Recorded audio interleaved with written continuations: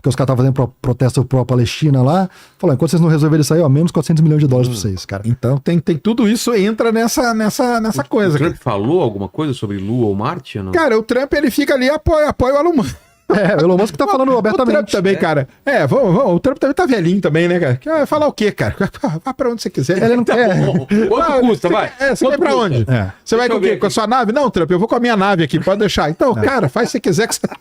Mas cara, eu acho que assim, a grande mensagem é, a gente tá aqui sentado assistindo tudo isso acontecendo. Isso é que é legal, cara. A gente tá vivendo um momento tão único quanto os nossos pais lá na época da Apollo. É isso aí. E aí, cara, nós como brasileiros temos que decidir urgentemente se a gente quer fazer parte disso ou não, entendeu? Agora eu vou dar uma opinião, hein? Bombástica aqui. Um dos maiores ídolos do Elon Musk, sabe quem é? Quem? Werner Von Braun. É? Eu estive lá na SpaceX agora e visitei lá a empresa. O principal auditório deles chama Auditório Werner Von Braun. Será que o Elon Musk não quer vingar o Werner Von Braun e meter o Marte ali na frente de tudo? Pode ser. Fica aí, ó, pra você. Mas, ô Sérgio, eu acho que tem o lance, né? Ele sempre falou de Marte. Sempre. Não, eu sei. O sonho da vida dele é ir pra Marte e tal, mas eu tô só falando nessa coisa que a gente contou aqui, entendeu? Aí, ó, ele pode vingar o amigo dele, ó. O amigo não, o ídolo, né? Ele sempre quis ser o rei de Marte, né?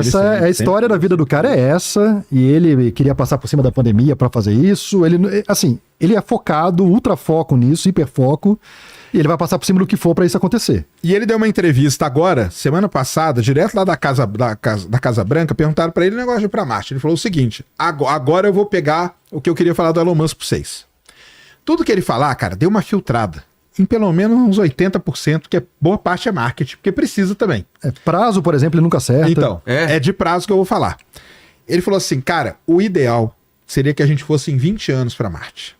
Só que o mais provável é em 30. Isso ele deu entrevista agora, acabou da entrevista agora. Aí eu falei, caramba, cara, aí sim. Porque eu sempre chutei que é 2050 que a gente pisa em Marte, entendeu? 30 anos vai dar 2050. O problema é que tá muito velhinho o Elon Musk, mas podia pisar antes. Podia ser antes. Mas aí que tá, cara. Agora ali, parece que ele tá falando uns negócios mais coerentes. Entendeu? Ou pelo menos no meio das loucuras que ele fala, ele solta uma coisinha mais coerente. Mas ele tá falando o nome do governo, né? Diferente, né? Então, exatamente. Então ajudou pra isso. Porque antes ele falava, não, 2026 nós estamos pisando em Marte. Aí é loucura, cara. Mas eu particularmente acho preocupante uma pessoa ter tanto poder dentro do governo, entendeu? Ele como dono da SpaceX, fazendo isso, tá excelente. Pentágono, cara. Né? Agora ele, se metendo na política, ele simplesmente vai implementar a visão que ele tem e esquece o resto, cara. Quer ser o rei de Marte, vai ser o rei de Marte, entende? E isso, para a comunidade espacial, é muito preocupante. Total, né? Porque tudo aquilo que a gente falou de advogado, de fazendo direito espacial, diplomatas, pessoas fazendo política internacional espacial, tudo isso perde valor. Porque você tem um cara com muito poder na mão, com um sonho hiper focado de ir para Marte, que com certeza, na cabeça dele, já tem toda a estrutura de como que vai ser uma cidade com 1 milhão de pessoas em Marte. É isso mesmo. Ele falava de meter um nuke, né? De meter bomba atômica nos polos para tentar refazer a atmosfera. Ele parou também. Parou. Né? E a cidadezinha lá crescendo também, ele parou também. Ele vai parando com o tempo, cara. Dê uma chance pro nosso bilionário aí do coração. Dá uma chance pra ele, que ele vai se acertar. Enfim.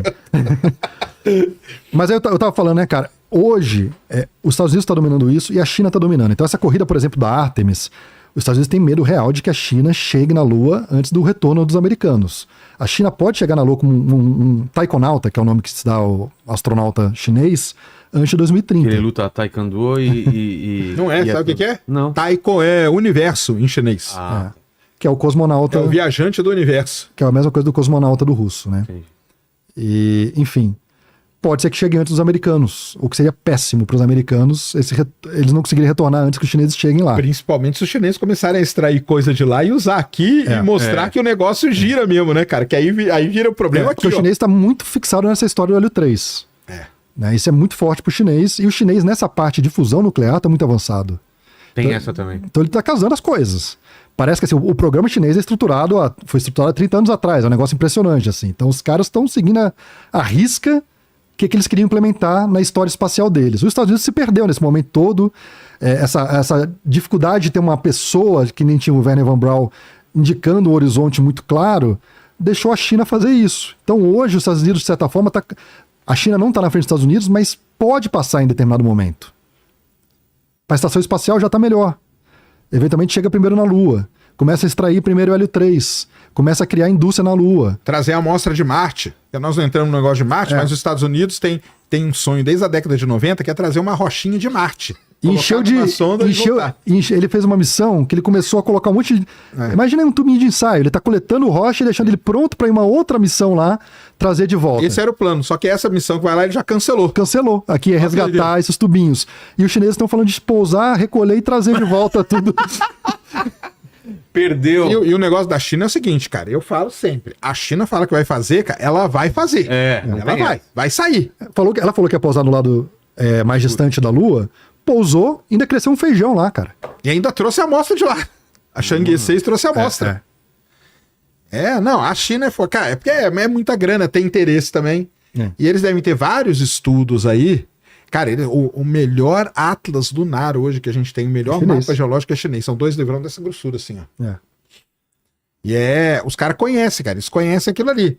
Eu acho que vai ser um baque se chegar e vai ser um baque maior se eles provarem que, cara, era economicamente viável mesmo, meu amigo. E aí você tem hoje Estados Unidos e China, né, nessa corrida, e o resto do mundo olhando, cara.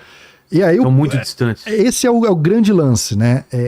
Tá muito distante, mas e daí? Vou sentar no sofá e ficar olhando ou vamos tentar fazer alguma coisa? E o Brasil, cara, tá nessa. O Brasil tem o 5º programa espacial mais antigo do mundo. A gente começou super antigo. A gente começou em 1956.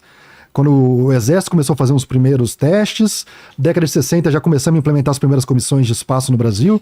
A gente foi super percussor junto com outros países.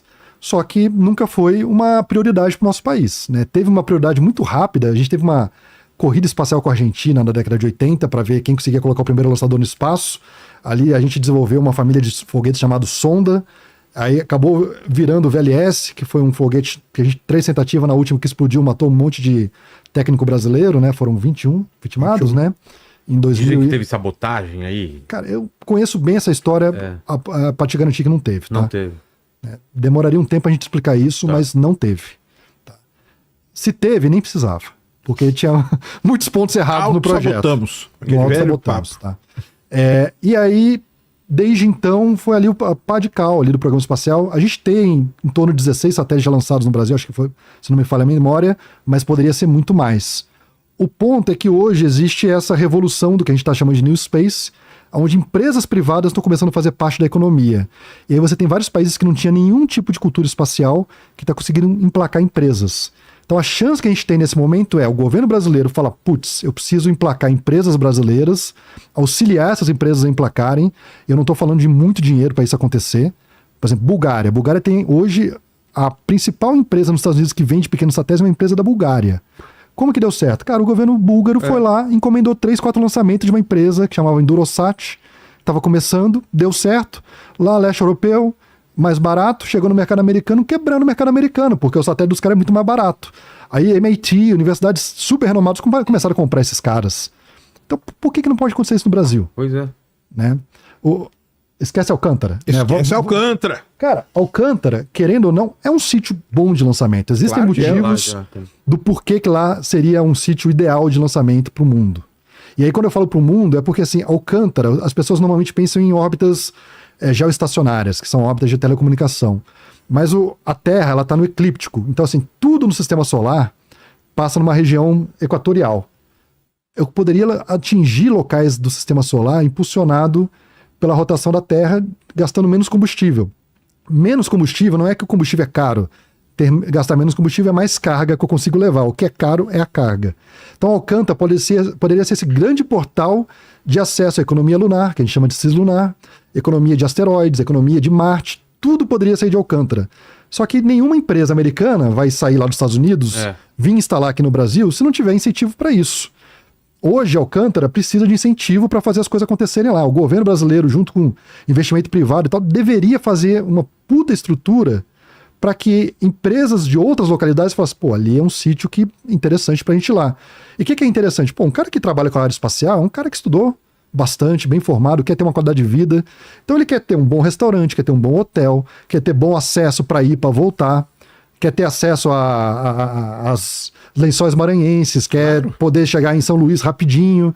Tudo isso tem que ser feito de uma maneira para atrair todo mundo. Isso ainda não foi feito. O pessoal não entende, cara, que não é... A gente fala do espaço, mas quando você fala, por exemplo, de Alcântara, não é só da questão de... É toda uma coisa em torno, né, cara? É um ecossistema, igual você diz. Né? Que hoje não aconteceu ainda. Não aconteceu. Que hoje é o mato, toma conta. Tá bem largado. E aí, para finalizar essa ideia do Brasil, né, a gente está fazendo um evento agora, dia 2 e 3 de abril, onde a gente está pegando empresas que deram certo de várias regiões do mundo e está reunindo em São Paulo. E vamos trazer um público leigo assim no sentido de espaço, mas empresariado, investidores, e falar, galera, vamos escutar esse pessoal. Aí é a Agência Espacial Brasileira, a ONU, e eu estou auxiliando isso para esse evento acontecer aqui em São Paulo. É um primeiro pontapé, para a gente ver se alguma coisa começa a movimentar nesse lado mais da perspectiva do New Space, que é isso que a gente está falando aqui, né? Entendi. Deixa eu saber dúvidas do pessoal enquanto você sabe o que eu vou fazer. Sim. Ó, vamos lá. O Igor Horta, ele falou o seguinte, certa vez li acerca da possibilidade de se extrair minérios do centurião de asteroides. Isso procede? Procede, eu tenho números para isso. Hoje... tem um asteroide único, que é o 16 Psyche. Isso aí. Ele sozinho, em material... Assim, é como se eu tirasse uma foto hoje e falasse quanto é que é o mercado atual dos minérios disponíveis lá. Ele sozinho tem mais de $1 quatrilhão de material valioso lá. Um asteroide único. Se você pegar todos os asteroides do cinturão e dividir por cada pessoa viva, a gente está falando de mais de $1 bilhão por pessoa viva no planeta Terra. É brutal a economia, caso eu consiga acessar. Mas a gente está muito longe, a gente está ainda descobrindo como é que eu rastreio esses asteroides, como é que eu chego lá, como é que eu